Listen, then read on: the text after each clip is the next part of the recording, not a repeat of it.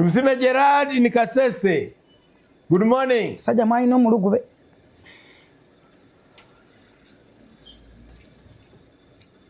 Good morning to SPD Jennifer Flufiga no mulabe wa Fossil TV mwasuze muta mwina SPD Kasese twasuze bulungi enkuba leero yatonyeeku abantu bali bulungi naye nga tuvudde waawo SPD waliwo omusajja omu atemera mu myaka 32 polisi yamukutte luvannyuma lw'okuteberezebwa kuba yasse omwana we ow'emyaka 2 n'ekitundu.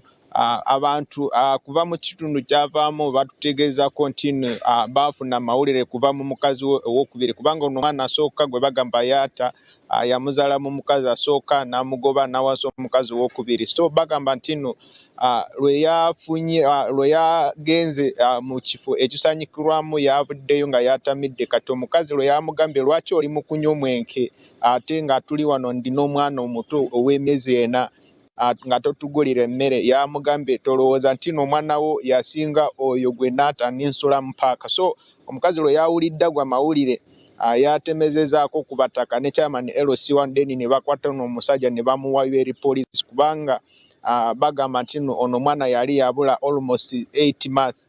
So lwe bamutusiza ku poliisi nga bamubuuza omwana aliwa yagambe yamutwala wa brother we wa mu Kasese town ne batuka mu Kasese town ne basanga omwana taliyo.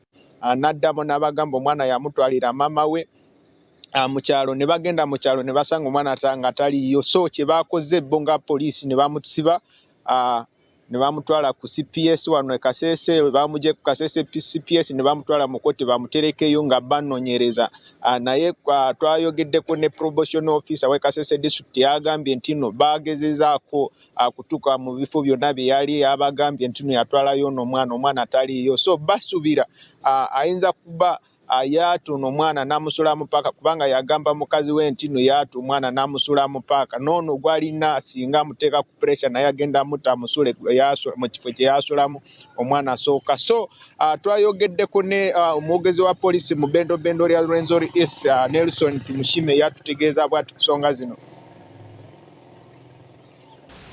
We arrested one Ahendisiwe Africano, a male adult aged 32 years old, a Manyarindi by tribe, and a resident of Toyande village in Chalanga Parish, Sandara sub-county, on a charge of aggravated trafficking in a person. It is alleged that Ahendisiwe Africano transported Alvin, a male juvenile of 2.5 years, to unknown destination with the intention of engaging the minor in human sacrifice.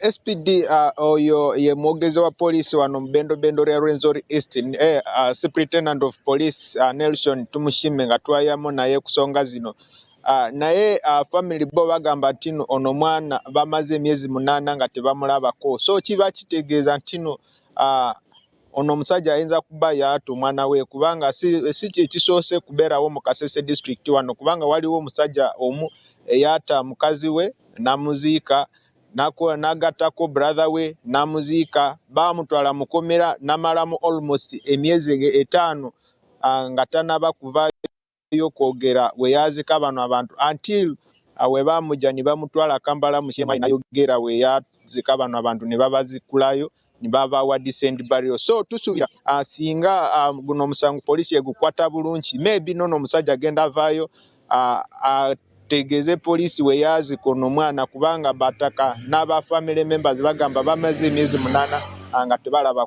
guno mwana ow'emyaka 2 kitundu gwe batebereza nti ayinza kuba yaata nasula mu paaka. So yeyo embeera eri wano SPD over to you. Download the Salt Media app from the Google Play Store and the Apple App Store.